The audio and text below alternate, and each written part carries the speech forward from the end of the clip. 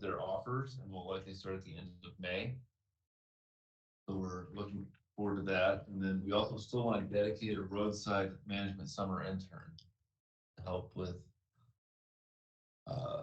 mowing, seeding, and spraying.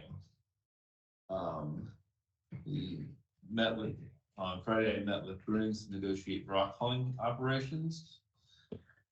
Bridge 5 bids came in, middle of the week last week. We had 4 bids under our $770,000 estimate. I have bid tabs and our original estimate with me if you want to see that. So that is good.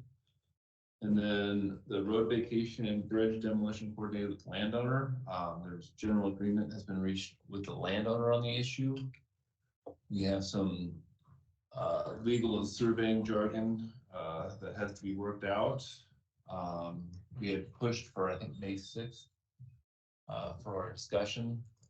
I think we're still on track for that, but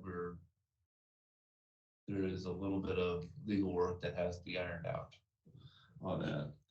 It has to do with most of the records on this piece of property regarding a bridge and a road are private easements and not anything to do with public right of way. So how we fit into that is, as of right now, my understanding is unclear.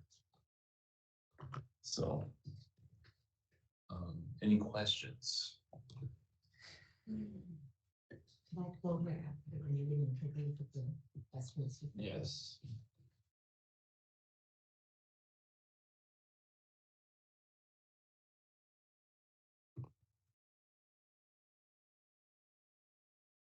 If you want to go over, do you have copies of the Bridge 5 bid tab or not?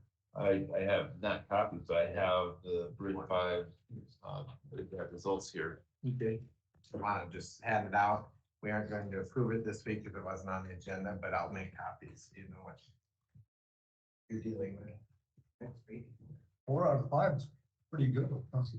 Pretty good. Yeah, it was forgetting the numbers, but there was 3 bids that were all 730 or less, which that's very welcome on our side. That means everybody may be looking for a little work or something. I think on the private side, it's pretty dry, and we're seeing people wanting to get to work. So Good for us. yes, For a change. Yeah. Some of those are companies we don't regularly see that are starting to show up in the number of bidders. I was surprised at the number of bidders, but I not been in the role long enough to really know that. I mean, there's 6 bids. Yeah, you'll see Brennan's was low bid. Brennan's Taylor Construction, I'm not familiar with Taylor, but K Construction, I've met with the owner, Peterson Contractors, Icon Constructors in Manila. So it was good to see that. We have 2 other bridges that I want to look at hopefully this week and let. But again, that comes down to time constraints. I'd like to look at and discuss with our staff before they get let. Just as an FYI, I will be gone next week and the week after for this bridge inspection class. So I'll probably have one of my assistants in my place, Matt or Mike, just go over the report. Get approval on this. Yep.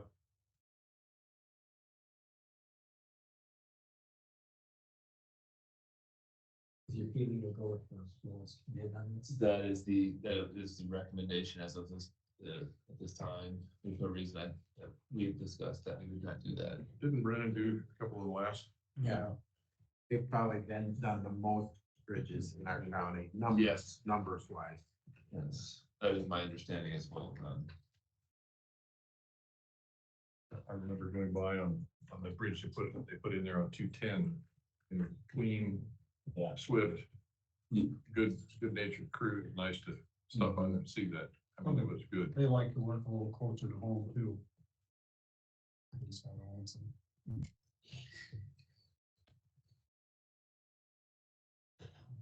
They probably aren't doing much work in Wisconsin this year.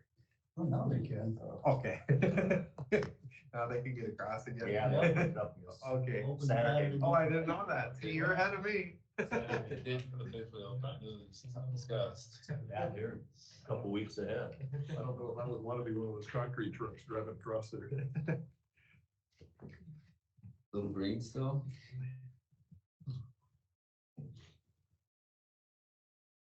Have anything else for us, Mike? I don't, that's pretty much it. I can tell you that we're still on track for our budget in terms of our balance to get into the move fund, the W-14. I mean, I came prepared to discuss some of the wages if you wanted to talk about that, but I don't have any reason to talk about it myself. Yeah, And we will need a motion for approve the offer and hire if they accept and pass the pre-employment physical for the bridge crew member. I move to approve the bridge crew hire. do I name him Yeah. here? Sure. Eli Niemeyer is who we recommend for hiring. Is he a current employee? He is not a current employee. I guess I would second that. We have a motion and a second to hire Eli Niemeyer for the open bridge crew spot. Is there any further discussion? If none, all those in favor, say aye. Aye. Those opposed, same sign. Motion carries unanimous. Can you give me the spelling on that? I don't have it in front of me, I'm sorry, but I will text that to you. Okay. Yeah. As soon as I get into What was my the name office. again? Niemeyer? Eli Niemeyer. Eli. Yeah.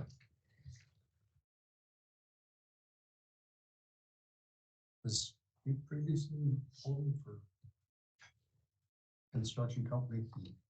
Mhm. Okay. Yes, Then I do know him, Mike. I did know his first name. we had 3 excellent interviews. We had the interviews that we had, all 3 candidates were fantastic. So just, I will, for any future openings, I will probably reach out to them. Did you do an update on the gravel road before I came? I did not. Is there a question that I can, Well, we're getting ready to put on the dust control, okay, and the roads need to be smoothened as best they can before we cover them. okay. So they don't have to be maintained all summer, saves you a lot of money, so I was just wondering what step you're in. I see they gravelled my road Friday. I know the crews have been out working, every chance they have to maintain those roads with the moisture that we've had the last 2.5 weeks. So are you preparing roads to be dust controlled? Are you doing something different or special or? Honestly, I don't know the difference. When they fill out the application for dust control permit, then the crew knows that that road needs to be ready before it's applied. Yes, that is true, that we've had, many people come in and get their stakes, and also the dust control, companies have gotten stakes. We have not, I have not reached out to my superintendent to discuss this issue specifically, so I can raise that with. Well, they put fresh rock on Friday, so now it's when you put fresh rock on, it goes completely to heck from the traffic. So Yep. I was wondering how you're gonna maintain it before, when we should, I guess the question is, when should we get ready to put the dust control on? So the road is night shape. Is it, should we talk to you? You can talk to me individually outside of this, or you can talk to, let's say, our superintendent. Once it's maintained properly, it stays nice all the time. It does, that's my understanding as well. Okay. Okay. Last week, do you have any, when that 208 bridge, when they would start, maybe, you know? Still enough. That's a discussion. I mean, on Saturday, I got the report that I forwarded you this morning, Saturday, so, I still think that. Be a we're while looking at- yet. I still think we're looking at next year before we get started on that project, Oh, okay. in terms of Oh, construction. oh, okay. So, because we have to go through check plans, final plans, everything. Oh, okay, so. Everything's been upended, so next year, I mean, you're not looking at Nothing this year, so. this year as, in terms of construction. Okay. In terms of You plan wondering. development, everything else, this year was when it will happen. Okay. It looks as though the dogs did detect some That is, issues. yes.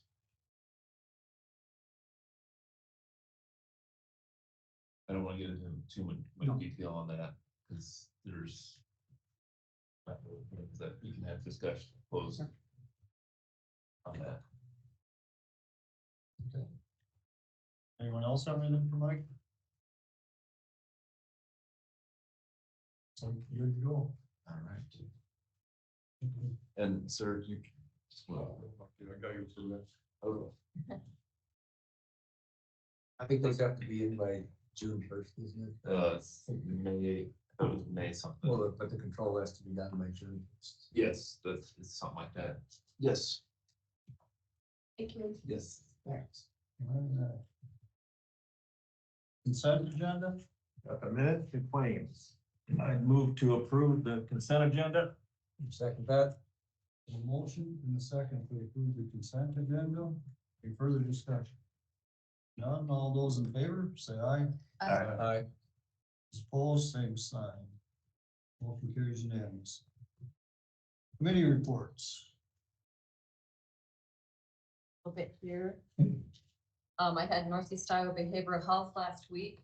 And you know, they bought the building downtown that Alliant used to be in, the brick building next to Modish. They hope to open that in the fall. It's gonna be called the Chrysalis Children's Center. There'll be 3 full-time plus 1 float specialist in there, an office manager, a care coordinator, and 2 support staff. They'll include individual therapy, family therapy, care coordination, and skill development for children ages 2 to 18 or adults who are the ability of an 18-year-old or under. There'll also be a smart room, which means sensory motor arousal regulation therapy.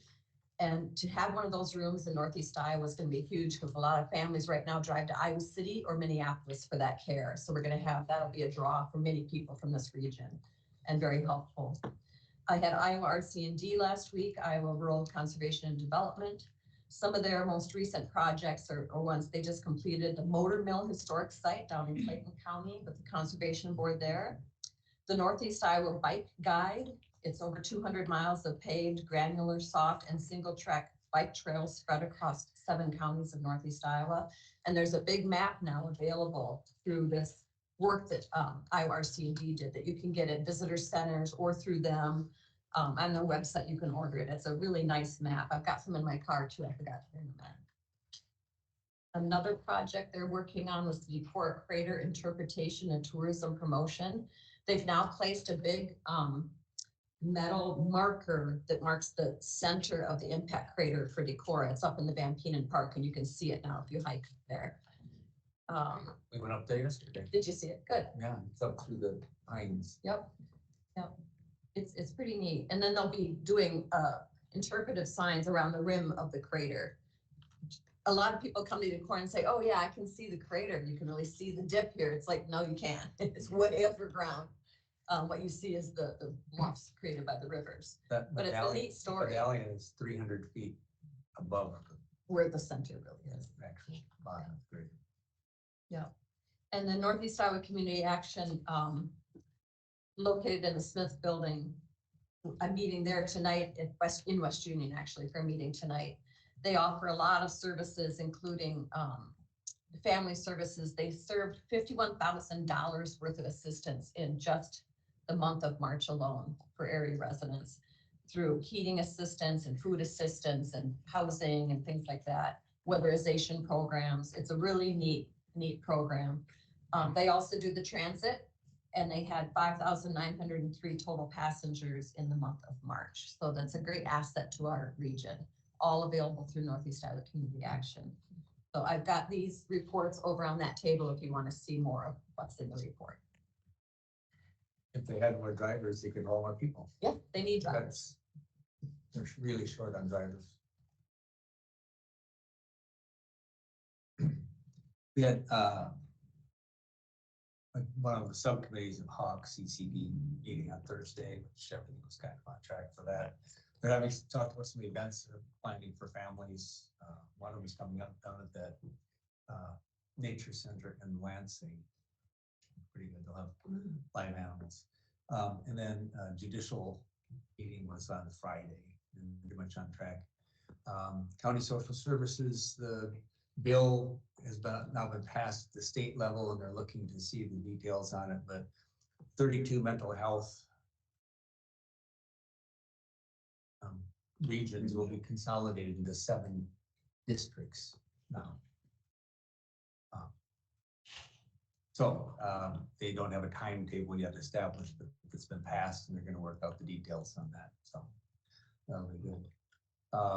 There was the Earth Day Fair at the Saturday down at the community building area, and it was really, really well attended, and a number of our agencies and related groups were there, which is nice.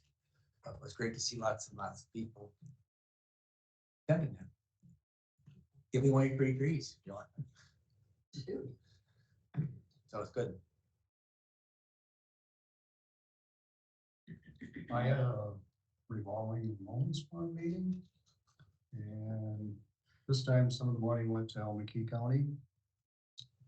But they're looking at expanding the loan base possibly next year. By 500,000. Which takes a 25% match from the 5 counties, which would cost us an extra 25,000.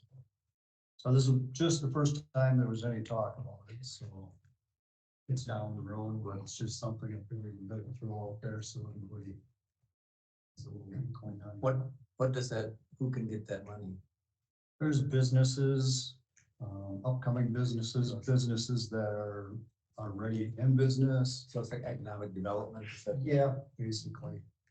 I mean, sometimes they're unable to secure the funding through banks or all of it through a bank, so this supplements that fund for them. Wish I could tell you where it goes, but I can't do that. But, yeah, and it kind of bounces around between the 5 counties. Where that money goes, and then once they're paid it off, it comes back in, Right. and then gets reissued. Revolving loans, so when they pay back, then they get money to loan someone else, and I'm sure with everything costing more, that you have kind of a fixed pot of money that Mhm. buys less and less, so that's why they need more space. Yeah. And they're usually no interest or low interest, right? They used to be extremely low interest, but now, I think this last one was at 5%. Oh. So, So that'll help expand the base in the long run, if you'll get a little bit of interest income, but it's a 7-year note at 5%. That's all I had.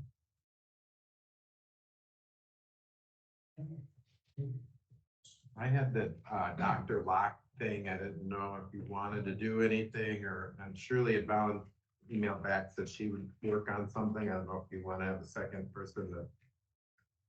I don't even know what you want to do. If you just want to have a public acknowledgement board meeting, invite him to come, or if you want to do something outside the board meeting, that's up to you guys. But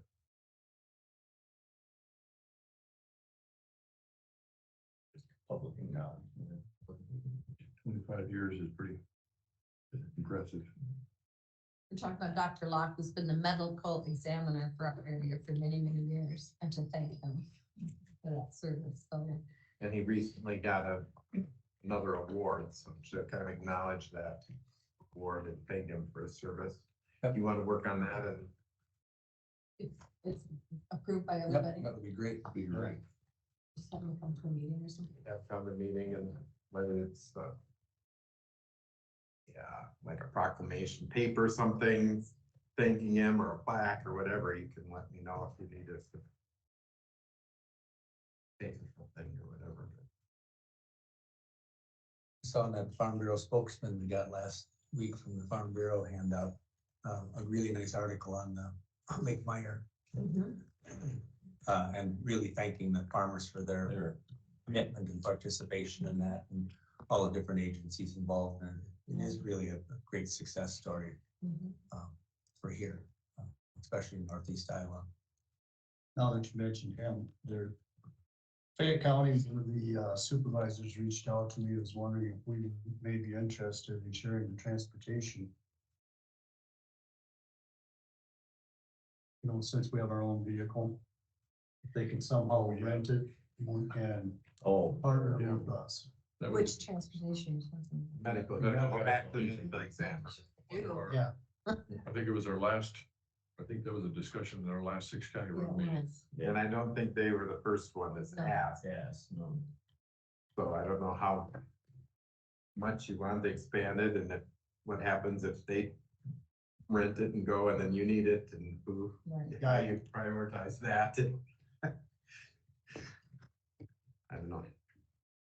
just out there for discussion someday. We got a 6 county meeting coming up. Yeah, and that's what I told It them. would seem like it's a good program that if they wanted to start their own, they can model the way it's set up after we do, but I don't know if we really have enough. We have just one vehicle and limited number of drivers that we want to be providing too many counties that. Well, would it be something that 6 counties should go together and pay with 2 vehicles and share the cost for?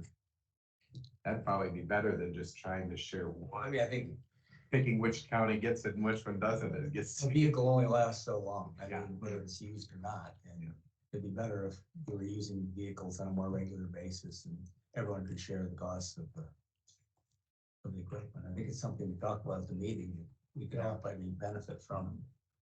And I told Bruce to bring it up or have it put on the agenda again at the 6. when is that meeting again? I mean, maybe they would, the other 5 counties or whoever wants to get in would help pay for the vehicle we have some, if they each put in 5,000 or whatever to help. Or not even that much, 3,000 times 5 counties would give you 15,000. You paid about 20 when you bought the van.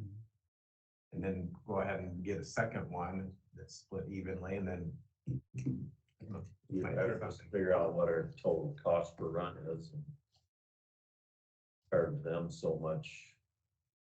Cause they're, If we had the drivers, we got the car, you start Yeah, letting it out, and yeah. then And you got you, nothing but a headache. and you, do You get a you, flat tire or this, who pays, well, you were driving it, you pay something, get a different accident, it's.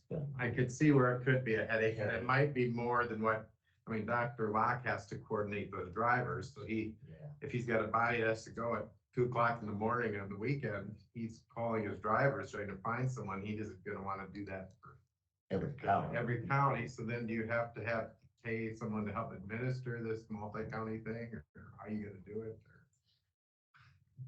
Yeah. a lot of questions to be Yeah. answered. Yeah. You don't want to make it 30 so. No, I don't wanna be involved in that, You just need one set of drivers and one yeah.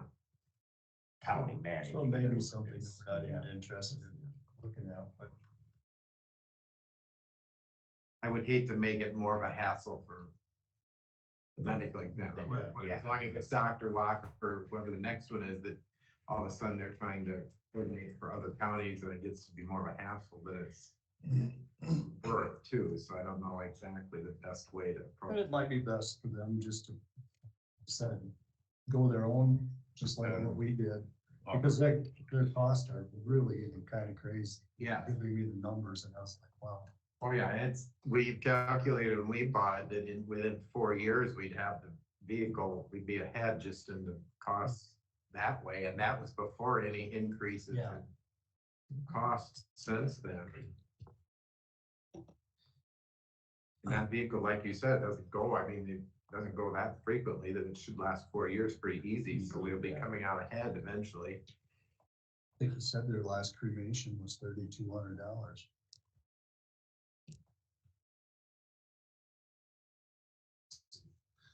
On that note, there is a Cremation Services of Iowa, if any of you want to look into that. We've had ours paid for over 20 years now. So it's a neat service. On a different note, Steve, ground to roof, Steve invited me to go up with John and look at the leak situation, which also brought us to look at the shingles, which were put on 2 years ago and are virtually shot. I get the opportunity to brag on Mark. Mark was up on the roof, and you have to realize that if you haven't been in the attic up there, where the area of suspect was, you have to go way around, crawl over, under, get back into this one spot, and then the courthouse is built in such a way that there's a poured in place concrete roof with roof framing over the top of it. In the middle of it, there's a hole that's probably 2 feet long, maybe a little bit bigger, and maybe 15 inches wide. It's been stripped out of there with steel hanging out of it and everything else.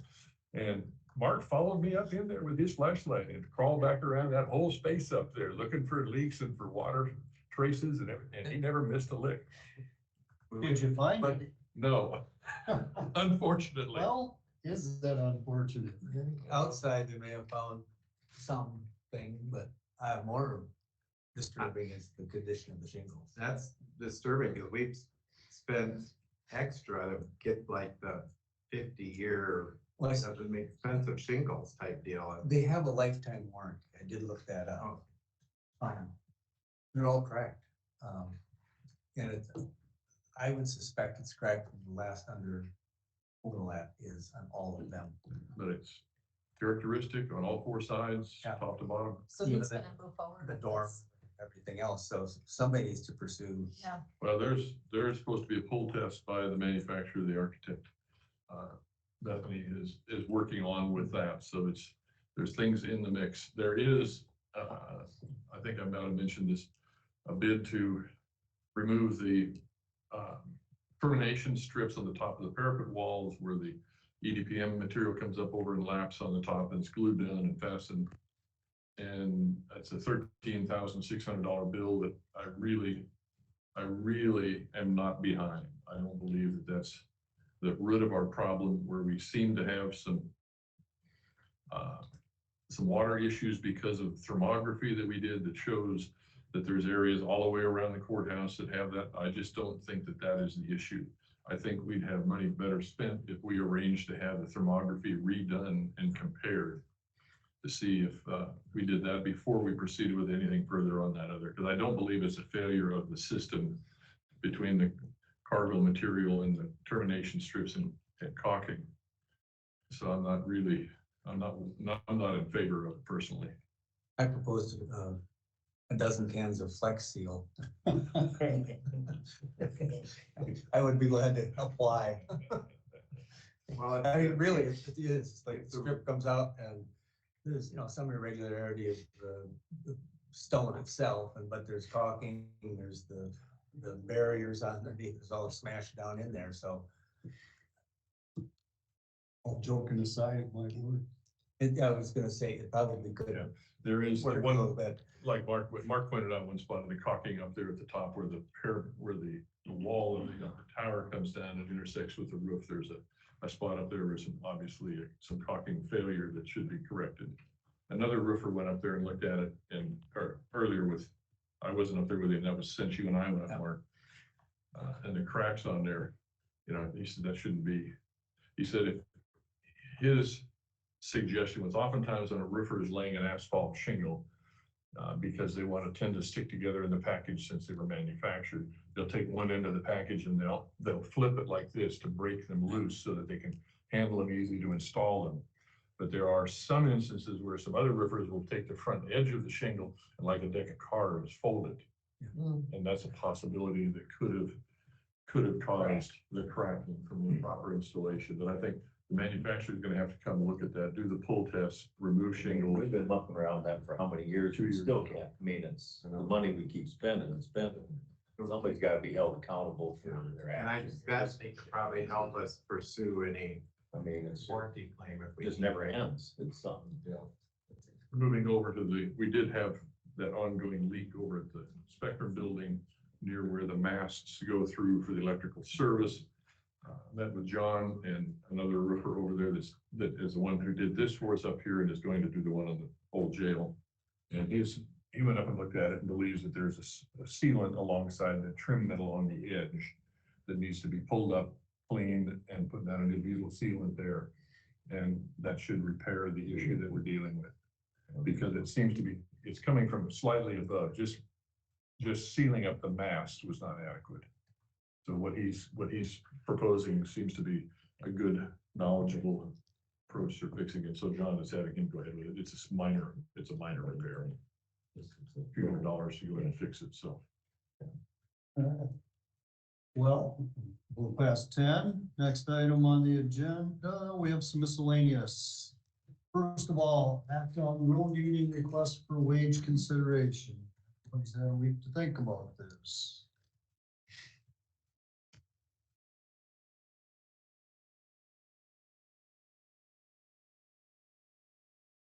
Any comments?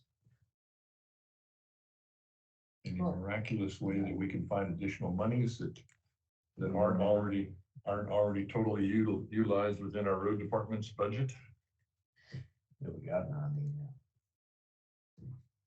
$600,000 behind in W-14, we gotta come up with. See, I mean, there's,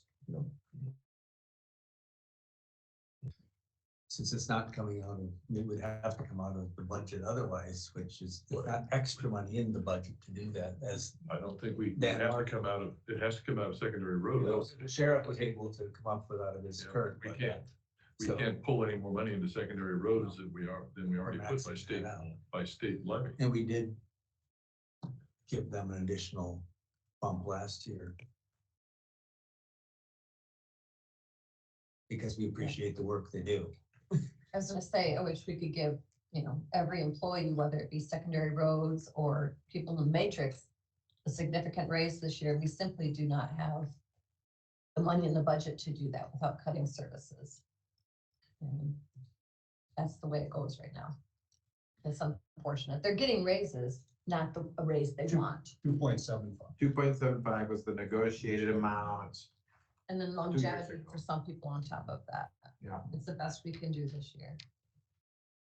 Last year, you gave them an extra 0.25%, gave us 3% without them even asking, just to try to keep everybody fair.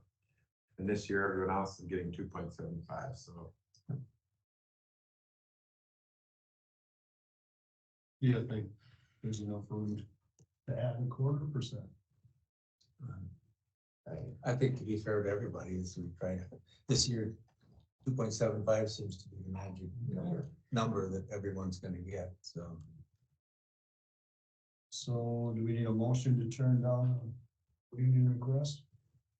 I think that would be easier. I mean, failing to act also is a turn down, but this way, they know the answer. So if you say a motion to decline reopening the collective bargaining, then.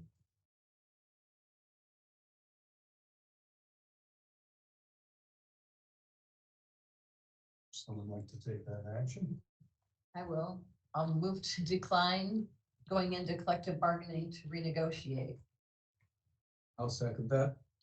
We have a motion and a second to deny going into wage consideration for the road union request. Any further discussion? If none, all those in favor, say aye. Aye. Those opposed? Motion carries unanimously. Next up, employee assistance program renewal. This is a new program we started last year. It provides some mental health services to our employees. It's just, we have it for everyone, so it's available. Most of the services are available by phone call, but I don't know utilization numbers. I haven't asked the company to give us that, but I know that Michael did a presentation to his employees on the program not that long ago, and so seems like to be something that is available for our employees, and it is pretty minimal cost. It's like $22 and some cents per employee per year last year, and it's going up to $24. So the totals last year was, or in the current year is $3,094, and the renewal amount is $3,216. So it's a pretty minimal cost when you figure it's covering as many employees as we have. I would move to renew the employee assistance program. I think it's beneficial because we aren't gonna have long-term issues if we can give people counseling up front. So it's a good investment. Okay, we have a motion and a second to renew the employee assistance program. All those in favor, say aye. Aye. Opposed, same sign. Motion carries unanimously. Signature there on that one. Next up, recycling department purchases. So if you remember when he went through the recycling budget, he had a couple of bigger purchases included in his budget requests, which are included in the current proposed budget. And so he basically hasn't ordered anything yet, knowing that the budget wasn't official. So, you know, that being later yet today. So the two big things are that aren't ongoing regular expenses are the Skid loaders. skid loader, this forklift machinery, that their other one is like crap. Anyway, he's actually had a couple, or at least one test drive ones that the companies have had him out there using, and I think he's decided that this is the one they want to get. And he wants you to go ahead, if you're going to approve the budget, to approve this. It's about $46,000 so that he can get it ordered to come in July. Rather than if he waits, longer he waits, the longer it takes to get it. And That's a major piece of equipment in the middle of what they do. so that's the first one. The second one was the request to put the solar panels on the roof to offset their electrical costs. This is the total across the project is $135,000, but he's getting a grant to help pay for it, and I don't remember the number right now. Like a $40,000-ish grant that's paying for it. So the total net cost is just under $100,000, and he figures that within 2 or 3 years, they'll have that offset by the savings in electrical bills. In 2 or 3 years. No. Well, isn't there a proposal from Alliant to upcharge people that create their own energy? Is that coming down? I don't know. That ain't in on the budget though. That is on the budget right now. Oh, That's in the budget right now, both the total cost as an expense and the grant money as revenue. So he didn't want to move forward telling the Core Electric to go ahead and start ordering things until he knew for sure. That's why. If the payoff is in 2 or 3 years, then you can save that how can't- much per year? That's not. And I may be misquoting that, but he thought it was a good investment now to save money in the long Well, run. solar is a good investment, but I'd like to see the actual numbers of savings over the next, like, Yeah. what are we paying right now in utilities there? And what will this look like once it's paid off in the savings in utility per year? I know it'll be a savings, but I'd love to see the numbers before we say yea or nay. Other systems that I've seen have usually been forecasting about 7-year. Yeah. About a 7. Yeah. 7 to 10. Yeah, they may be optimistic at 7. He's gonna pay it off in 2 years, divided by the years, you got the bill saved right there. If you just, If- if that's the number. Yeah. Yeah, I may be misquoting. He said that, I think 7 was the number generally stated, but he said with this federal grant that's supposed to help government entities include solar, since we can't use tax credits, that it was gonna be shorter. I don't know that he. I suggest we put it back on next week's agenda. And have him come I with think numbers. I think the bill out there is roughly 1,000 or 1,100 a month, I think, I can't remember. I It's the think we numbers just per need, day. we just need to see the numbers. So do you want to approve the forklift? Yeah. I move to approve the One forklift. second, that. We have a motion and second to approve the forklift purchase for recycling. Any further discussion? All those in favor say aye. Uh, Opposed, same sign. And just on the other thing on recycling, even if it's a 7-year or 9-year payoff, it makes sense for the county in the long term to save that money, obviously. I just want to see what the numbers are right now. Okay, I'll just get them on next week's Yeah. agenda to come and talk about that. And if you pass the budget the way it's proposed with it in, but decide later that you aren't gonna do it, you just save that money for some other project, or to offset other unexpected expenses. All right, next up. Lease payment terms for community services building tenants. Have, got toys go around, that one's $500 a month and they're strapped to. That's the max they can, yeah, pay. And then the food pantry is at $2,000 a month.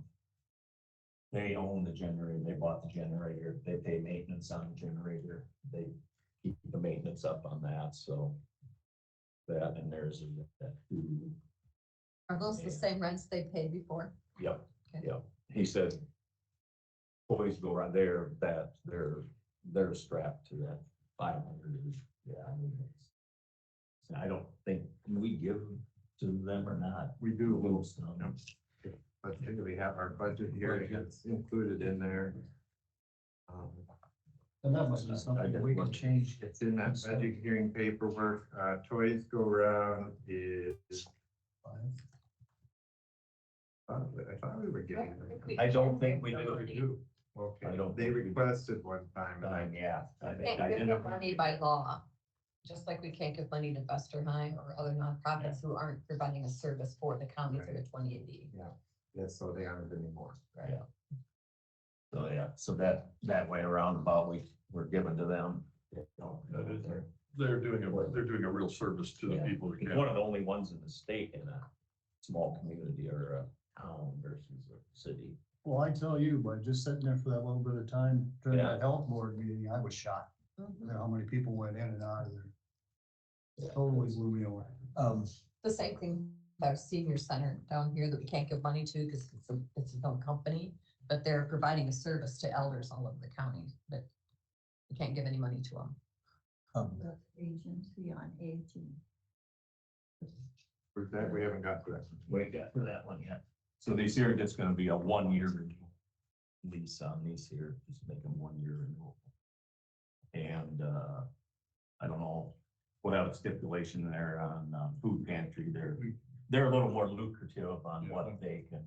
On food pantry, one thing that they're doing for us that's really understated is the fact of what they are saving us at the landfill. Yeah, I Uh, mean, it's amounts, there's probably 300 some thousand pounds of perishable foods comes from, which then what they don't use goes out to farmers and they, 200,000 pounds are reviewed.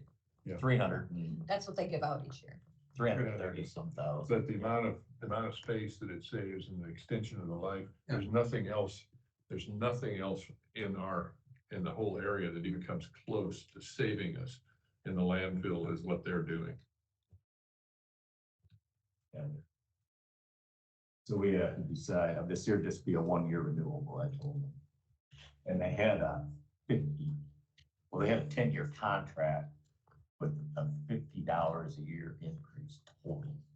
Well, I said, he was telling me when we first talked, it was 3% a year, which would be $50 a month increase, which I would, we put that on, that would be wouldn't mind doing a 10-year maybe on something like that, but I said, let's just this year, it'd just be a 1-year renewable lease every year, and he said they pay for their minimal, if there's something that needs a little fix in there, they pay for that as they have.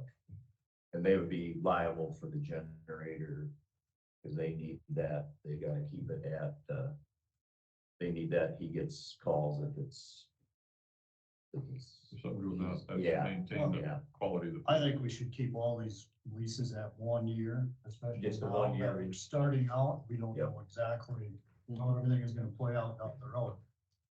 and I said there'll probably be, could be a little increase, or he said if they have money, they gladly, food pantry's a little more lucrative than the toys, cause they're just $30,000 budget to run that. Yeah, but like you said, the people that was, It was crazy. It's to save Well- time and, efficiency, as paperwork goes and time everybody spends on these, would it make more sense to do like a 2 or 3 year lease with the edit in there, a sentence in there saying it can be negotiated at any time by either party? But think do what we want to do Andy- this every year? What Andy recommended last year, or last week, or whenever it was to write it as a 1 year that automatically renews. That would be just- great. that's what I said. If you don't Okay. want, renewable 1 year. That if you was don't, Exactly what. if it automatically renews on a month-to-month basis, so if you don't ever approach them about raising the rent, it'll just go indefinitely. Okay. So you say you wanna raise the rent, and then you. I missed the renewable. That's what I said, it's a No, I'm renewal, saying- 1 year renewable. Yeah. Mark, I'm saying I missed that part when you Okay. reported on it. And you want to, the third, you have one more. Yep, then there's the area on aging. That one, I already turned that one into Andy, it would be 1,613 square feet at $15 a square foot, which was basically 24,195 a year, which would be what they're paying now, $22,000 a month.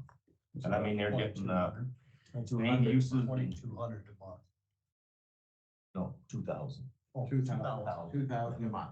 24,195. I mean, it's basically what they're paying now and getting the same services, a few less square foot office space is all.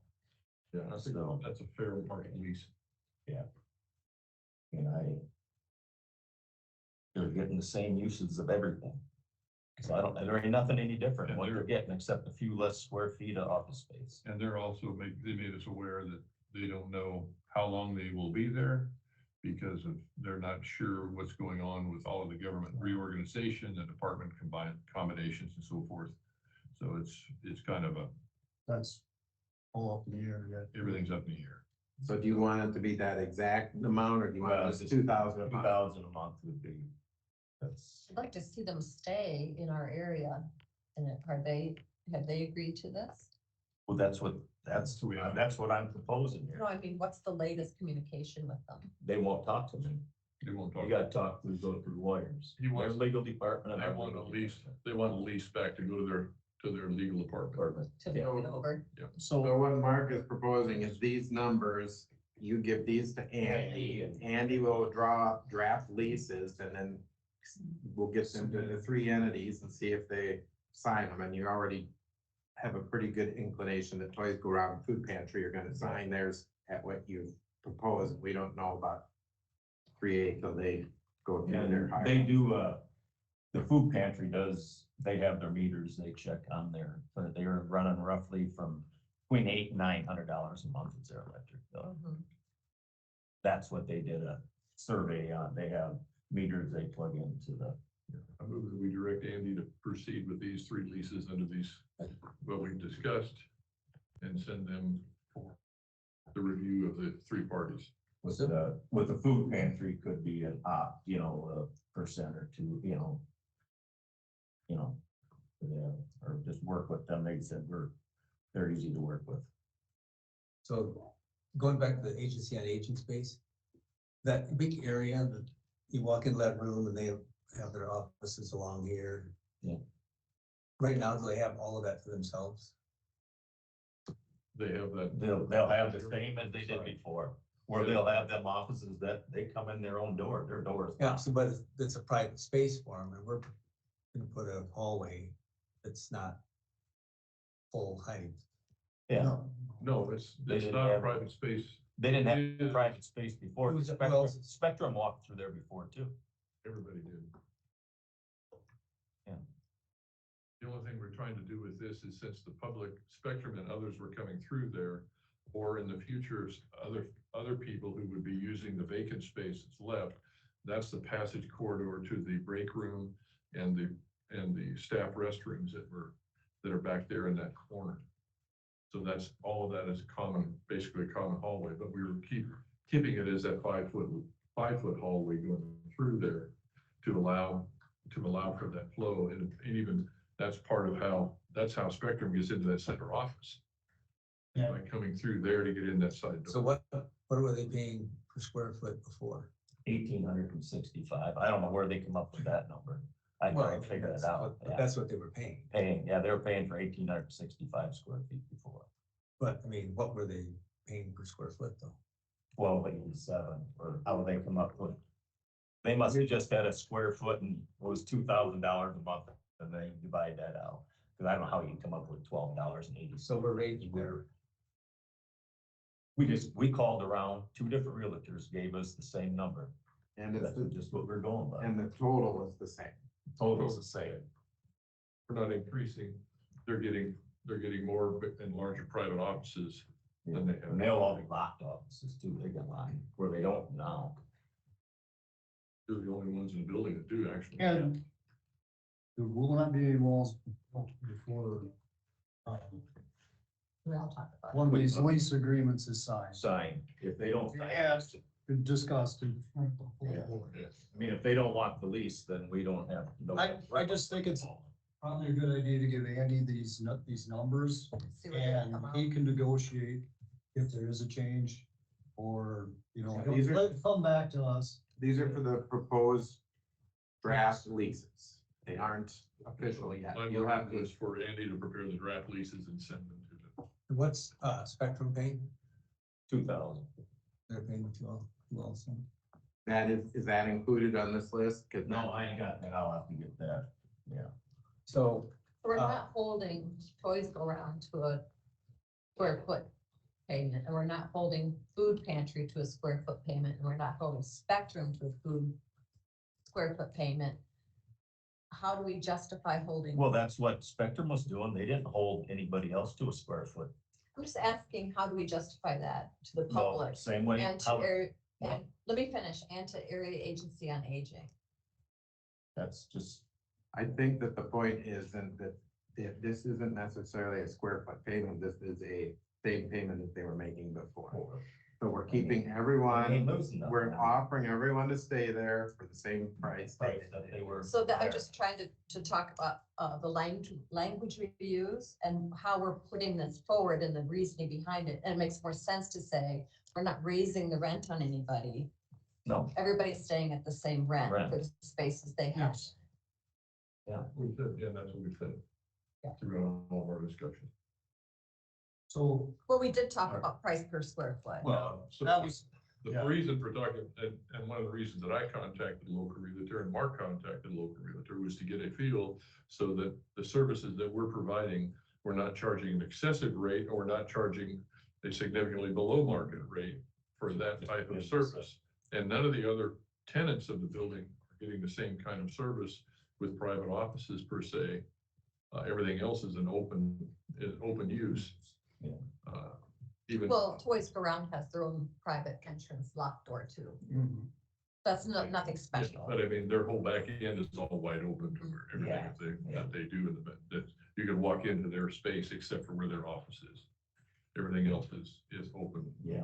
non-secured. And Northeast Iowa Agency on Aging has some confidential paperwork that they don't. They want got available. 4 locked offices. And so I'm agreeing with you Yeah. that this is a That's actually better for workable deal. They're getting a better deal now than we're, yeah. you. If I had a choice between my own private office or sitting next to a cubicle, I know where I'm. Yeah. Do you want to include the 2,000 a month But spectrum one too, in yeah, we'll have on to this? make that, yeah, put that in on there. what is what's Is that our, okay with you? You made the motion. Yeah, that's fine. Spectrum, what do we figure our payment is per month on that building? 5,000 a year, 250. 250. 50. How much? We aren't gonna get enough lease payments to pay the No, you aren't. payment, but the hope is that by what you're gonna Once we say get the building paid off, at the Smith. the monthly expense is what we're, Savings will. 250,000 until we have paid the building off per 5 year. 4 years, For remaining. 4 Yeah, remaining. we have $1 million remaining. Yeah. And then once the building is paid off, then the renters will help cover the cost of utilities at that. the renters right now would pay the monthly expenses. Electricity, Wow. Yeah. maintenance, pretty close. So over long term, it's less expensive for us to do this than to keep paying the Smith building, Is that, because that's really. And the VHS bill. that's on average probably $150,000 a year just for maintenance there. Sometimes There's gonna be- more, rarely less. Be a couple of big projects that might, yeah, if you ever had to do something, it would cost you more than what we paid for this building, just to Just to fix it. fix it. Yeah. All right. We Is that do have a clear? motion. Do we have a second? I'll second it. Have a motion and a second to give Andy these numbers to prepare the lease agreements for the Draft community services. Draft lease Drafts agreements. and agreements. So the community services building. All those in favor, say aye. Aye. Those opposed, same sign. Motion carries unanimous. I'm sorry, we have some extra time on the agenda, but we scheduled the public hearing 3 weeks ago and I had no idea how much would be before that, so. And Andy, I would have put before the public hearing, other than he needed that closed session, so I didn't want to make people leave and then come back and so on, so. So I think there's still some questions, maybe if the audience has questions about the payments on that building and the lease agreements and plans for the future on how we can make it all work. It is a long-term savings for the county. If we can pull all of this off, I think we can. So the total cost of that building was? 1.2 million. 1.25. 1.25 million. 1.25. 2.5. 2.5. One, million. 250,000. 1,250,000. And we paid 250,000 when we bought it as a down payment. So we owe $1 million yet, 4 more payments. that we'll pay over the next 4 years. Well, one comes out in July. Yep. Yeah. Next 4 fiscal years, and there is a small interest. 3% interest. So the sooner you can pay it off, if you have extra money, but Which is very unlikely. yeah. Yeah, very unlikely. Well, if you happen to be able to sell like the DHS building or something, then that would be, you could put Yeah. that directly towards this. Oh, something I kind of forgot to bring up there before. We got these books from NACO.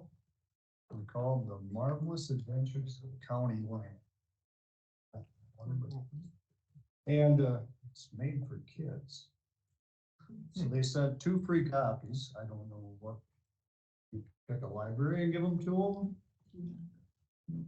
But they also are selling additional copies, so maybe that's the thing they want us to buy one for each library and give them to them. I don't know. What your guys' thoughts are? It'd be interesting to look at it, I guess. About a half an hour. How beneficial. Should we read it aloud? It doesn't take long to read it. Ben, you want to write that up on the board? 125. Yeah. For 1,250,000. What we've done. What do we want to do with these? I'll read through it, but in the long term, we want to donate one to the public library to share with all the libraries on rotational basis. Give one to the school I'd send them both to the library, and let them decide. Let them vote them out. be my suggestion. I don't think it's worth buying. Yeah. No, Okay. I want to read through it. I'll get it. Sure. Want me to take it to Kristen down at the library? Yeah.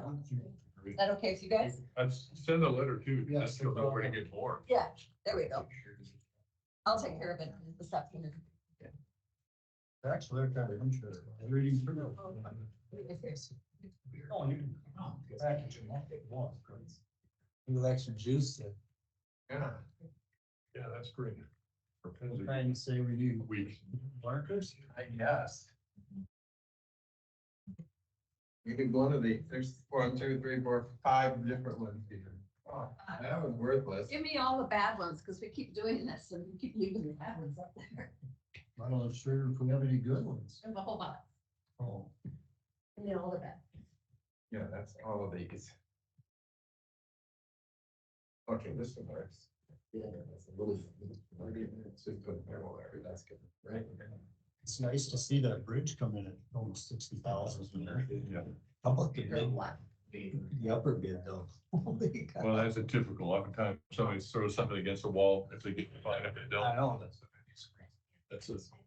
not unusual to see, Mark. Yeah. That's one of those when you're the contractor bidding and you're looking, boy, where did I go? You look at your numbers and it usually tells the story. Labor.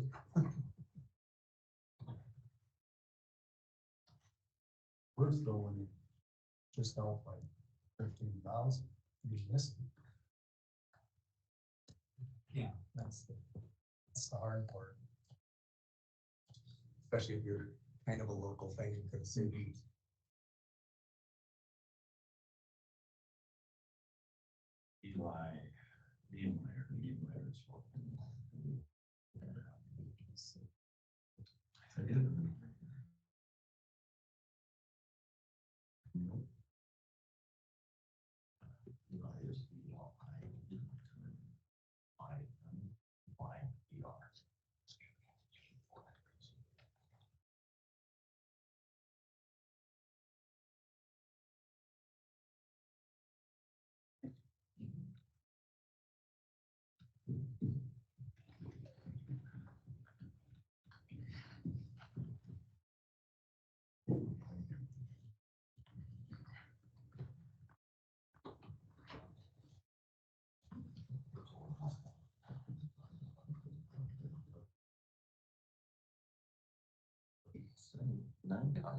That little.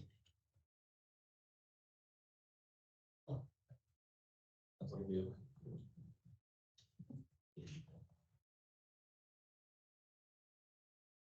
Does that outline that better for you? What's the word after 3%? Remaining, so we owe, it's interest rate on how much is still due. So this one will actually be 3% of the million, which is, 3,000. 3,000, but only Only for for- March through July. So that one will be a smaller, 5 out of 12 months. The-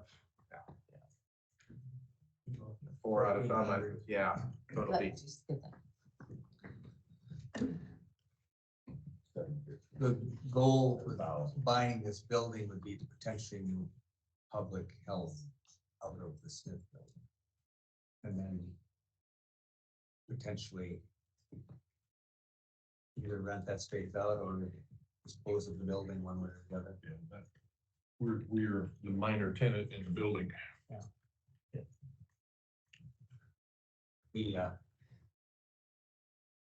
Then we do have a property on south of town by the old highway garage that VHS is in, potentially at some point might be having and could sell that building. Both buildings are Expensive. to maintain. You could bring DHS into. That's yet to be determined in meetings with PHS Not down with everybody that's. in No, there. but down the road. or someplace else. The part of the whole problem with DHS is with this consolidation of the state with services. Who knows? Yeah, they're- we don't know how much presence they'll continue to have in our county as this consolidation gets finalized. Especially if they need less space, if they only need 1 or 2 offices here, then it's more likely we can put them down here rather than have them in that building. It's huge for what they use right now. So An example is, like I said, with county social service from 32 down to 7. That's a consolidation. The consolidation that's happening statewide is really gonna hurt rural Iowa.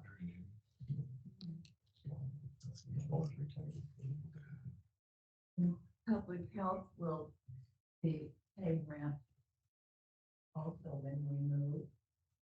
They don't, They're a well, county entity. they got $30,000 in their budget. But it's just a pass through. I mean, if they pay rent, it comes right back to us. We, Out of their- it comes in. In and out. It's They- just, we're they not don't. spending maintenance money and supporting the building. They're part of our county budget. Those others are not part of the county budget. Public health is within the county budget.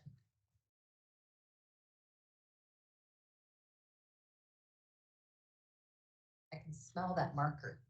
Can you?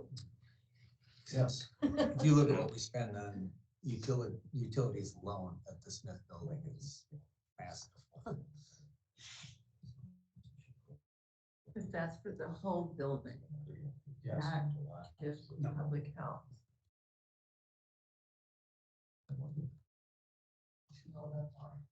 Yeah, it's bad. Well, they had a shelf life. Who knew? 20 minutes. You know, the budget's really hard. It's been a hard year for budgeting. Next year's not gonna be any easier. And I wish we could do more on every level, more on roads, more on equipment, more on salaries. The budget is tight. And again, Unknowns. well, there's a lot of cutting and a lot of passing on to rural Iowa expenses that really should be covered by our state. It all makes a difference. Was it $3.7 billion surplus at the state level now? Yeah, yay. Makes me County sure warm could and use it. fuzzy. And it's not gonna, it's forcing the issue of cutting of services when you look at what House File 718 has done in limiting the amount of, it can't be an increase. The increases doesn't happen. If increases in inflationary costs and the rest of that is significantly above anything, if you look at the devaluation of the dollar, we went through that, talked about it sometime in the past, over 4 years is 24%. So our spending today with today's dollar is worth 24% less than it was 4 years ago, and our tax revenues are almost the same. Our county received, As they were 4 years ago. Yeah. our county received $28.8 million in infrastructure money. So money's coming in.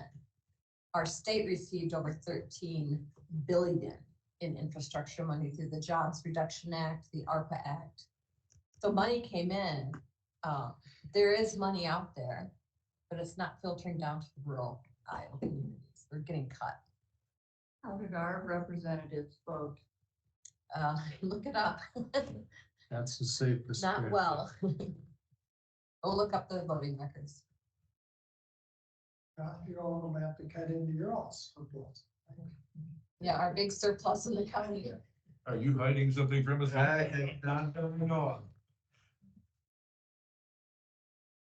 You know, at the same time, we're losing, I think we're either 1 or 2 in the country for losing our college educated kids. They're not staying in Iowa. We need them to stay in Iowa. It's getting harder. And farms are getting fewer. More of the attention is on larger cities rather than small cities. And the federal government's definition of a small city is under 200,000. We have, how many cities qualify as large cities in Iowa? 2 or 3? There was a good example of that, and that's been 10, 15 years ago now. There was some money during the first Obama term. It was for infrastructure, and it was specifically for getting internet to rural America. And all of Iowa's ended up in Des Moines metro area and Cedar Rapids, because that was the rural, from a Washington DC standpoint, that was rural America. And so that was where all of Iowa's money ended up. But if you go to Iowa at work, Who distributed it? Who I made don't, that? I don't know who was the decision makers, but Doesn't come out of here. yeah. we've also, we can get into this a lot. We've declined a lot of federal money that could have helped rural Iowa in great numbers. But if you go to Iowa at work, I think it's .com. I'm gonna double check here. It's really neat to see the different programs within our county that received money to make things happen. Work.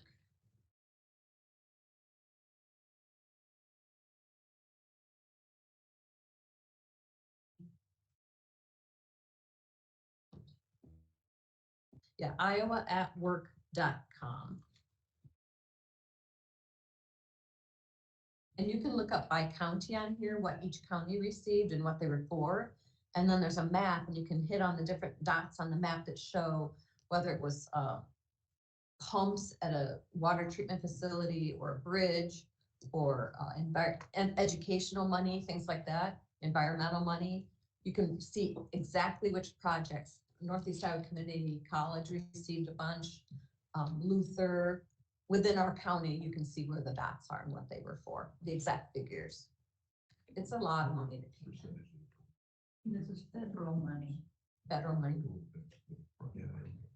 I think the last number for the state of Iowa was 13 billion. Let me check. It's around 50% for schools. Now, yeah, that's what I was asking Ben. If you look at the total tax bill that a property owner pays, a little over 50% of the tax bill goes to schools from every taxpayer in Iowa. Then the other half of that tax bill is spread out between the hospital, county services, and all the others. Cities are the next big. Is Iowa, every county the same, 50%? Not They exactly, vary, but I think that's a good rule of thumb. I mean, even in Winneshiek County, if you live in a rural area, so there isn't a city levying authority, your tax bill is gonna be more like 60% goes to school. Whereas if you're in a town with a high levy like Decorah, it's gonna be under 50%. But the total for the county is pretty close to 54% or something like that. I would encourage all taxpayers to read the Decorah newspaper opinion page this week. I think is it gonna run this week? Oh, how to read the tax report? Yeah, it'll run this week. Yeah, the newspaper is publishing an article in this coming week's opinion on how to read your tax bill.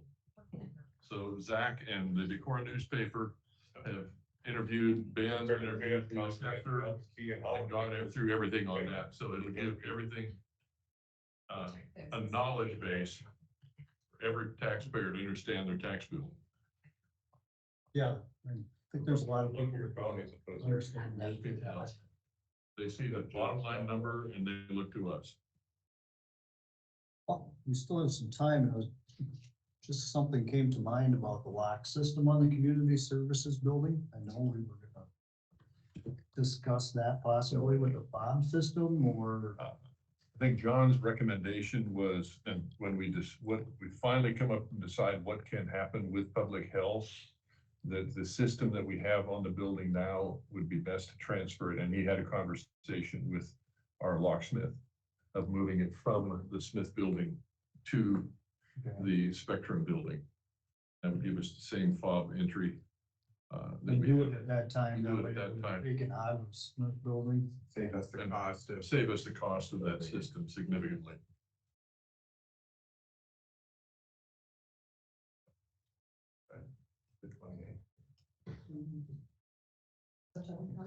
Like Bay and Howard, they're smaller population. In the past, you've spoken about the property taxes in 23, 24, and 25. My memory is that they all stayed pretty much the same. Yeah. You have this paper that hand up from over there. The very top line of the first page, it shows property taxes levy. 12,000, 12 million, Yep. No, that works. The 25 is the first one. Yeah. Right, or 23. Right. And that's, you know, you got that extra, basically million for the 911 towers. It's a big chunk of that. That's the increase this year. That's what I was looking. We also have a question on the Freeport. The public hearing for Freeport land is 10:30 a.m. Monday, May 6th. Discussion about it, is it good for us or bad for us, or what's the total thought about it? We've discussed it a lot. That we'll probably have to bring up. We'd have to talk about that at the public hearing. It's not on the agenda today for us to discuss it. Okay. You can read back through minutes and watch the videos.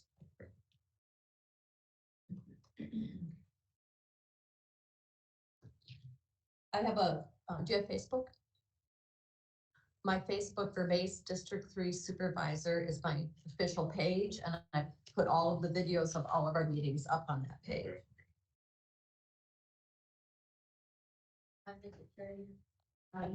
The public hearing, 10:30, May 6th.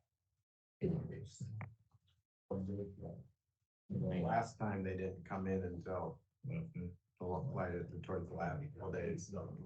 What's And that? The bids, there haven't been any bids yet, but last time they didn't come in until just a day or Last two. minute. Yeah. And I can't know. And I don't know interest or not, because the public hearing documents required us to mail all of the adjoining property owners a bid packet. So we've sent out 30 bid packets like 3 times now, so. Lori was like, I wish I'd have known I'd be doing this over and over again. The first time I would have saved my mailing label list rather than recreating it 3 times.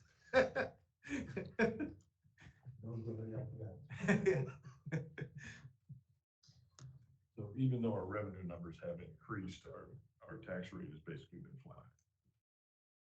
And we'll go into that more during the public hearing. There is a record of in this packet. There's a levy rate history. It's the back of that first page. And there are copies of this on the table over there, right? Yep. Everybody have one? I made like 25. Okay. Make sure everyone has one, so that when 11 o'clock hits, I can start talking.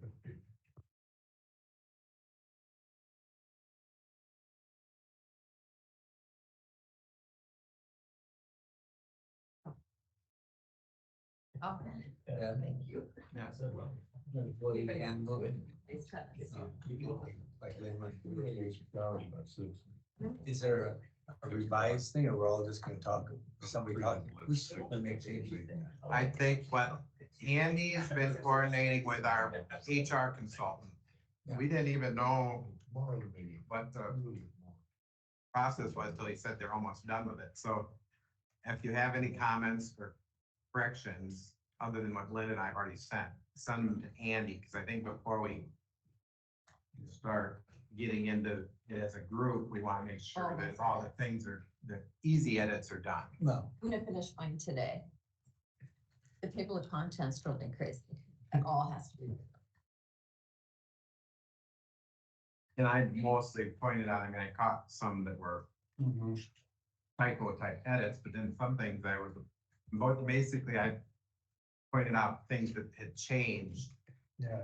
Because I don't want a change to occur without you acknowledging it. So, you know, if they changed it because they misread our old handbook and when they retyped it, it changed. I don't want that to just all of a sudden now we have a change. Yeah, be gone. So I want to make sure it's consistent from the starting point. History basically, yeah, with it too. I know you printed, can you print out a copy of like the one you did early, I've got it with me, I can make a copy hard copy? after the meeting. Okay, Sure.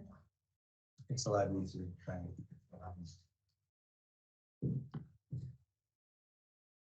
Another thing that I think is a change you should consider, and I mentioned this in the email, is that we have multiple times in the past talked about going to a PTO system rather than vacation, sick, and bereavement leave is what the three that we were gonna get rid of and go to just a PTO, which gives employees more flexibility for their time use. But the total of fewer days, but it gives them flexibility with those days rather than banking sick time. In the past, it has always gotten negative comments from current employees. So I've talked with Lynn, and if you want to visit that again, especially as a tool to attract new employees, we could manage two systems, like have new employees go on the new system and existing employees either just stay on it, the current one, or move to the new one. Well, they have the option. Yeah, and that way you don't have that. Possibility amongst. Yeah, they don't have that, them being the ones that are like holding it back for the people who would be beneficial. Wow. That would be an idea. Luther moved to a PTO thing rather than vacation. And The first time we looked at this, it was back in like 2010 or give or take a year. Lee Bierke was kind of the one helping put together the information, putting it on a spreadsheet, and he went back with the administrators at the hospital because they had recently switched, and they said that their current employees fought it the whole time when they were trying to implement it. And once they got the new system, none of them would ever want to go back. And so it's, people are, I think there are employees that are worried about switching because they understand the system we have and just don't like the idea of changing it. They don't realize the advantages that it would bring. And so that's why if you at least make it optional, people who understand and want to switch can, and we can get going on getting a more, it would be a much more modern way of doing it than the way we currently do it. worked well up there because, some people were taking a lot of sick leave and other Yeah. people weren't taking any, and it wasn't counted towards your system. So this way, you've got this much time, you Yeah. figure out if it's you or your kid, or you're just gonna, I whatever. mean, the advantage is that if you have sick leave abusers, that's one advantage, but if you make it optional and people would want to stay on the sick leave system and they can still do that, then you can't really correct that one until I they. don't know that we need to make. I mean, if having it be more flexible is definitely attracts employees. But then the one negative you have to consider is that people who are sick will want to come to work sick because they don't want to lose this time that they could take as a vacation later. And so that's a negative. And that's something, when we have a generous sick leave system like we do, when people are sick, they can just stay home and not spread it. So, that's, you gotta look at both sides. There isn't I don't think there's a magic best way to do it, but our current system is quite outdated. And so, I wonder if anyone's doing hybrid system of PTO plus sick modified. we can look at something like that. Yeah, we'd have to rework our numbers. We have a proposal that has analyzed several years of data and tried to come up with a system that we thought was fair. And last time we were close to implementing it, we just had too much pushback from employees. So. And we said, okay, we're not gonna bring it up anymore at that time, just because there were too many people who didn't like it. But if you do it optionally for current employees, it might be a way to get it going without having that. They did it up there, it was just mandatory, you had to do it, but they were generous in what they gave people with that. And, you can accumulate X number of hours you can carry over. Yeah, which we had a whole system in place. Basically, people that, since we have a few more minutes, I guess, the system we had proposed, it was supposed to be adopted. Currently, they get their vacation time, and they get 2 days a month sick time. So that's 24 days a year sick time. And then there's bereavement leave depending on the relation of the person and so on. So we were gonna basically they were gonna lose bereavement leave and half of the sick days. So they were gonna get basically 12 more vacation days, but then that had to be used for sick and bereavement.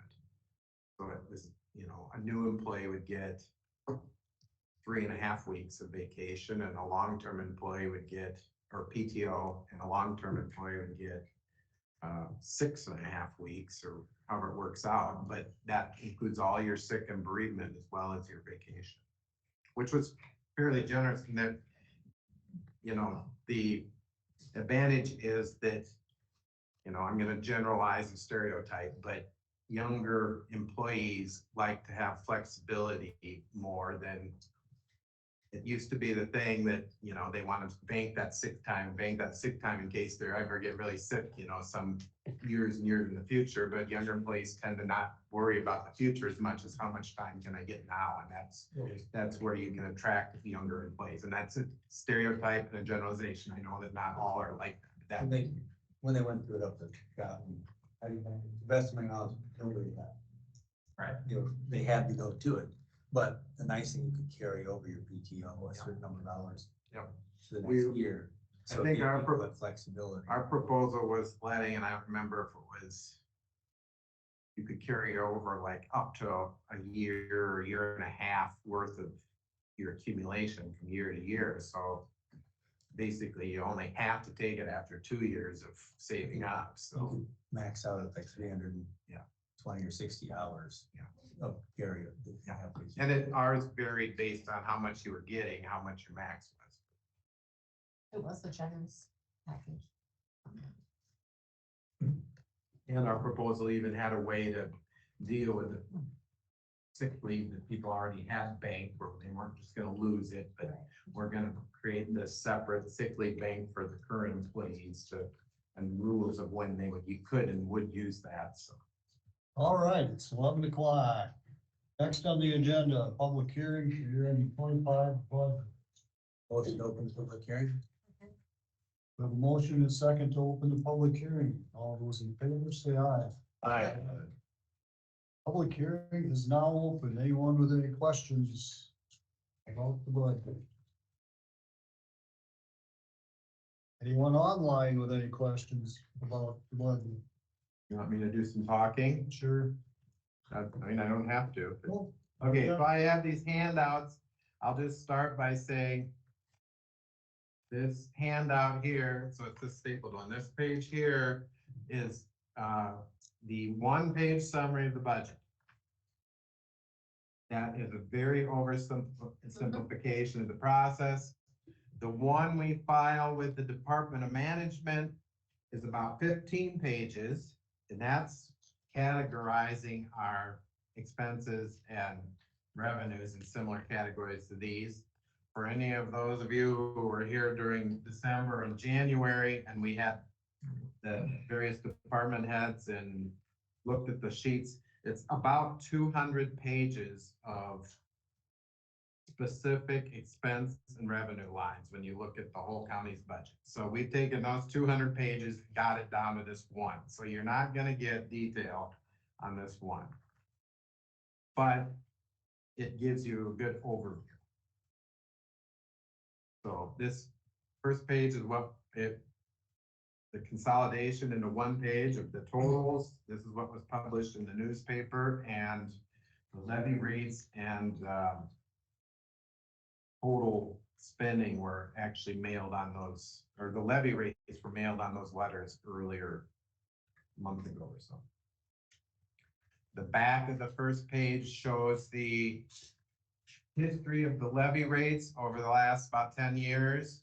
So starting with the proposal as the first column and then going back by years.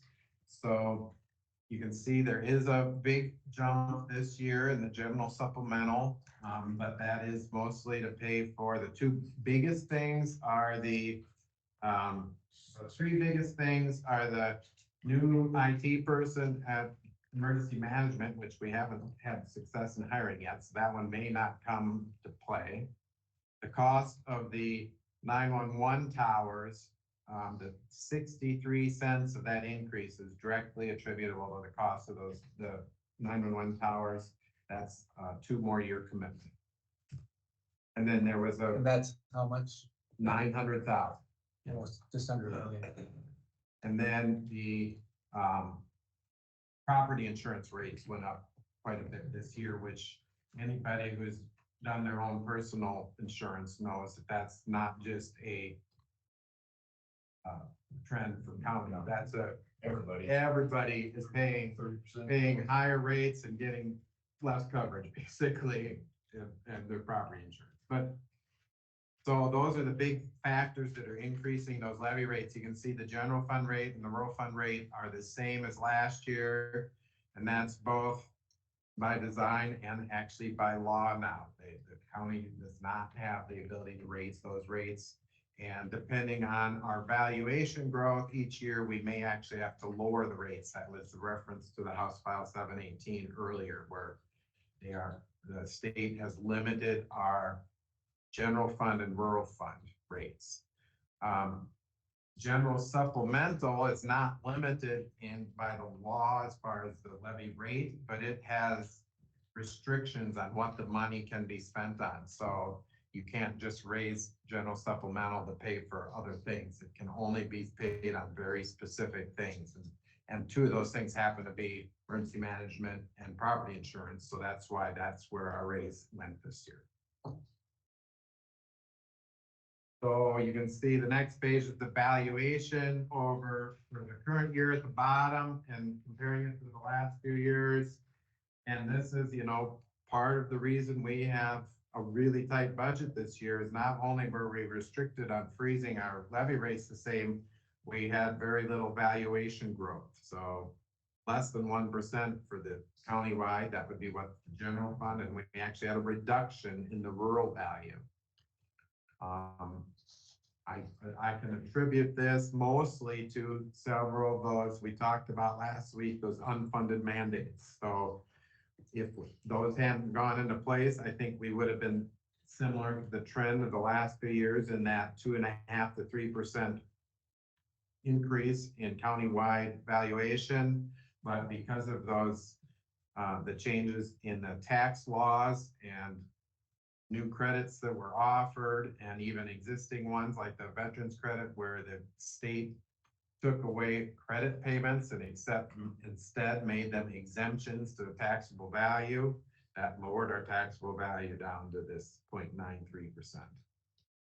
And the other one was the second homestead exemption, Yep. 65 plus. So military used to be a credit dollar amount that the state directly reimbursed. So now they made it an exemption to value, and they increased the amount. So we don't have so many veterans credits that was the most significant one, but that one was one that was blatantly a unfunded mandate. We're going to give more money to these people, which is probably deserved, but we're not going to pay for it. And that came out of the county's taxable value, their tax base. The other one was the 65 plus additional homestead credit. That is a new one that is explicitly a decrease in taxable value that the county can't tax anymore. Do you know how much that affected?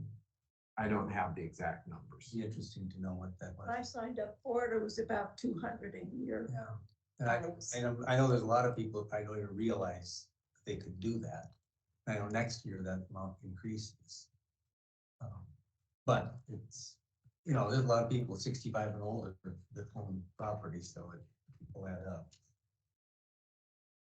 And then the back of this page shows your funding for outside organizations, and the proposed budget, how much you have budgeted in there. Many are the same as they have been for several years. I will point out the Library Association, that's a rural fund budgeted one. They only requested the minimum amount, but asked if there was any consideration to what they've been getting funded in the past, if the board could still do that. So that's why the board actually funded them more than they requested, because they didn't mirror their past funding. Their funding is directly tied to the property valuation, so that's why it actually, even though you mirrored it, it still went down a little bit, because as we saw on the page before, the rural value went down a little bit, so they just get less money.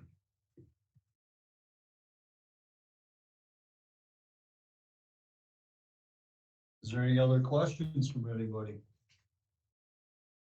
It's interesting to note that if you look at the countywide value, it rose 13.6% in the 8-year period between fiscal 18 and fiscal 25. If you look at the rural value, it only went up 8.6%. And we know that the rural land is not valued, for rural taxes, it's not based on the price per acre of land, it's based on a 5-year rolling average of farm productivity. So you have a lot, your taxation that comes from farming is much, much lower. Just to give back on the 911 towers, we'll have 2 more payments left, but just to give you a heads up, a lot of counties are having to bond for that. And they could be talking between 8 and 10 million, which we got it done for, been paying for it as we go and got it done for probably half that total. Cause we had the one, or less than half, about 40% of what they're paying. And we're gonna have the same coverage, so And we're way ahead. we're ours is in play now. We're going and They're up and running. they're still working on it, so we just, we come out. That, I will point that out on the levy rate history sheet. I left the mental health levy on there. That's no longer allowed by county, but just so you could see the history of that. And I left debt service on there, although we haven't had a debt service levy for the last 10 years. But that one is allowed and is not restricted, but instead it's, that's a vote. I So, was gonna ask you that. yes. What, It's either a direct vote or a possibility of reverse vote, depending on what the use of the money is. So, for example, the 911 towers are what's called an essential county purpose. And as long as they didn't go over the 10 million or whatever the limit is now, they've adjusted that sum. They could do that, the board could implement a debt service levy to pay those without a vote, but if there were enough signatures on a petition, it would still go to a vote. But that's the way a lot of counties are paying for that because they don't have another way to come up with that money. So they do you implement know debt what service. percentage of counties carry a debt service? I don't know percentage of counties. We haven't had to have a debt service for a long time. Mostly because when we do borrow money, we kind of like this, we found other ways to cover it. Like when we built the jail, we borrowed money and we issued bonds to do it, but we didn't implement a debt service levy. They were able to come up with an annual bond payment out of general fund levies. So we didn't have to implement a debt service levy. So that's, if you look back to your financial statement that Hacker Nelson went through here a few weeks ago, we do have debt that counts against us. So whenever the Borough, Confessina Sewer and Frankville Water, they have debt, but those are revenue debts that are paid out of the service provision fees that those communities charge their owners. So it doesn't affect us as a bond issue, but it is carried on our debt schedule. Also things like, even like our copy machine leases, because it's a lease over the minimum amount, those lease payments count as a debt. And the postage machine lease, when we sign a 5-year lease to buy the postage machine, we're paying for it out of our regular levy, but that counts towards our debt. If there's no other questions or comments, I'd entertain a motion. I'd move. It is just splendid that there is no debt service amount here. That just looks like very good financial planning over a lot of time. And I think that ought to be sent to this board and previous boards, because you would be doing that debt service if other boards had just kept following money. So. Well, even like this Spectrum building purchase, it was, that might have been something you could have issued debt for, but you were able to negotiate with Spectrum to take payments over 4 years rather than having to come up with all the money right away. And so they worked with us to make that manageable in our budget. So, And they worked with us because they wanted to keep entities there, that food pantry and the, and the 911, and, you know, just, yeah. the 911 towers, that's a lot of counties are issuing debt for that because they have to have the money up front, whereas Raycom, the local company that's working on our towers, has been building them, and actually they're, I think, all up and running now, just tested. Even though we're still gonna be paying for them for 2 more years, they were willing to take payment over time as part of our. Yeah. So, you know, the board can get all the kudos, but you know, I have to acknowledge their negotiations with these companies to make, Partners, yeah, partners to make this work. What was the cost for the 911? It was 3.2 roughly. Then they did the one out by John Deere. I think that was roughly we got probably $4 million tied up in all all the the towers. towers, roughly. which Just like rough Mark estimate. said earlier, is about half of what other counties are having to come up with. And we not paying no interest. Yeah. 0 interest. I would motion to close. Second. We have a motion and a second to close the public hearing. All those in favor, say aye. So wait, there was a chat and I missed it.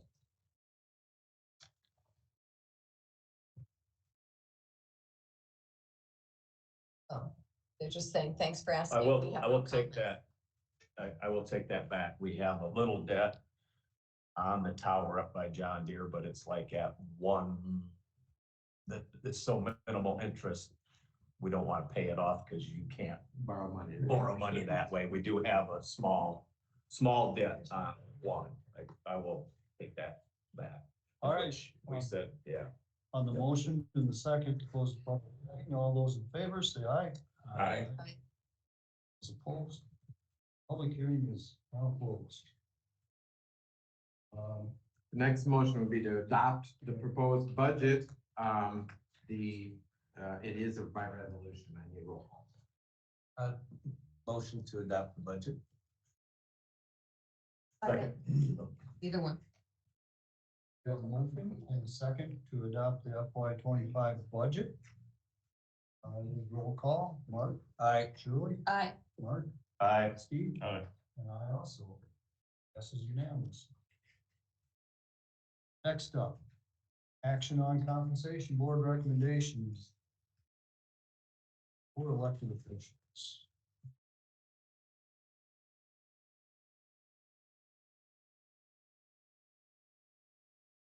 Or do we want to do this? No, I think you should do this now. Okay. I mean, could wait, but it should be done while you have people here, so you know. And Andy knew when I scheduled him that it might run a little, Okay. but I didn't want to put a whole bunch of time and then have to sit here twiddling our thumbs, so. Again. Yeah, exactly.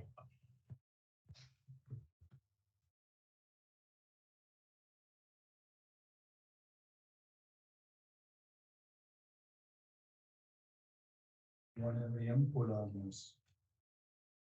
Trying to pull up one.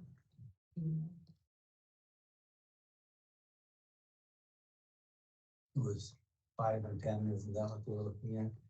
Yeah. We basically been using 2.75 under everybody to be, and honest, being fair. I guess, to me, that's a number we should probably stick with this. That's what I would say.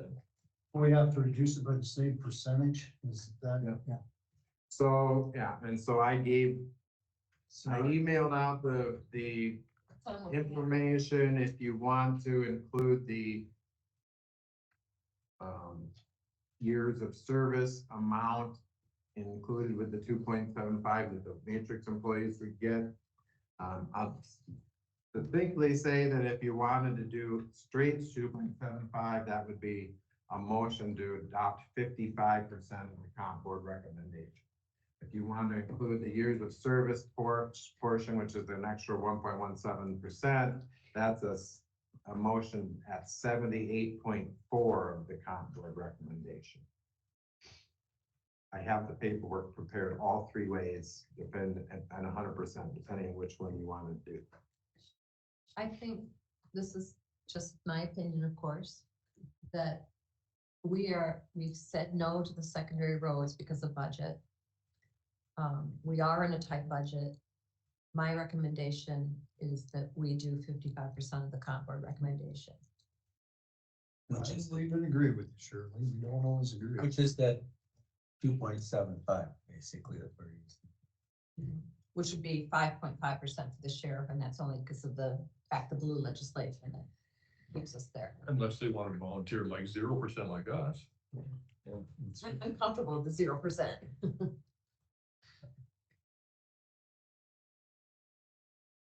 I'd make that motion, 55%. I'd second it.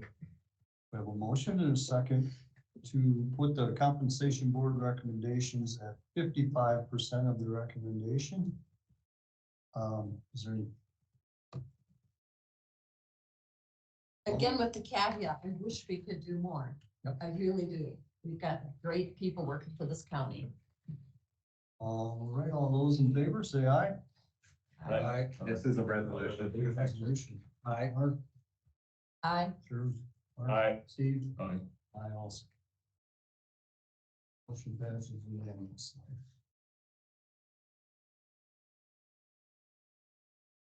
All right, next up, Andy Vandermeer, County Attorney, CTI invoice settlement and legal questions. Good morning, Andy.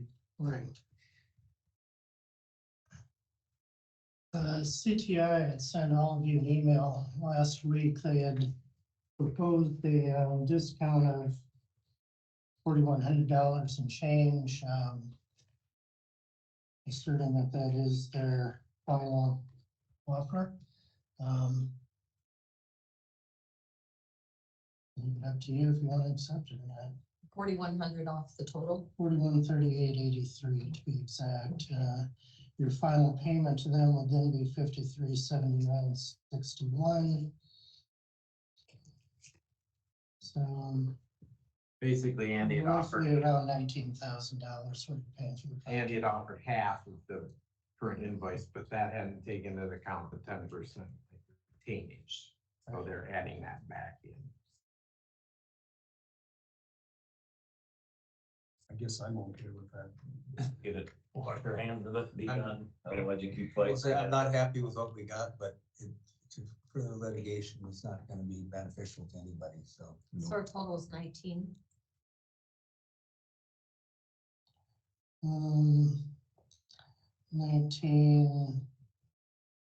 19.6 roughly.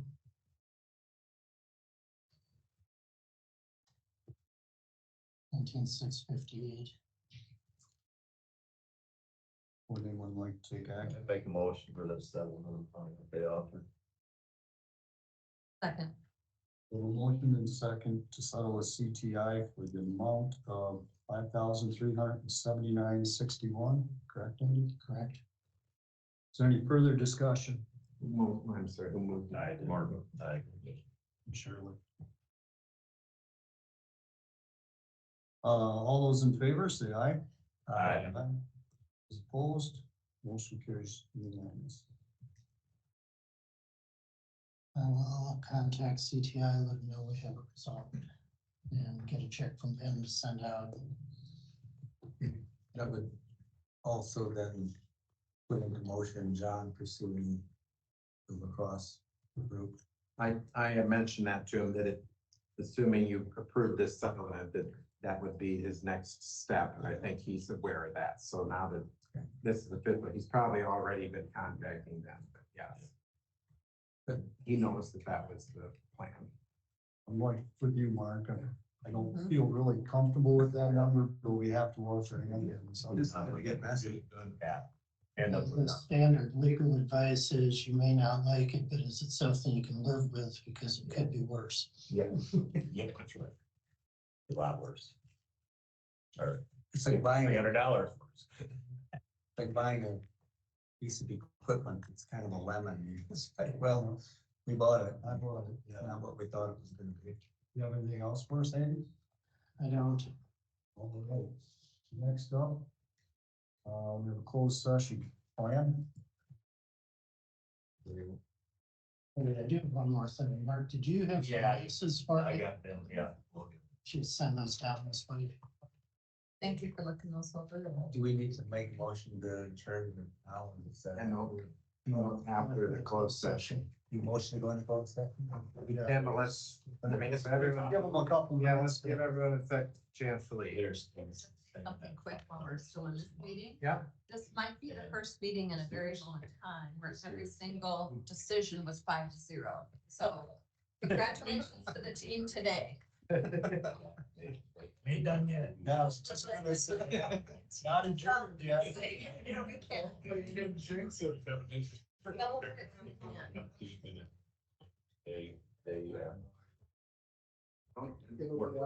And I will have office hours today after the closed session for those that are interested. Good, well, you know, I have an idea how long this. Oh, good. Thank you. And we'll be closing the online meeting now because we're going into closed session. Thank you. These are two. Yeah, I would be. But I'm hoping public to hear it. Cause he thought they put it.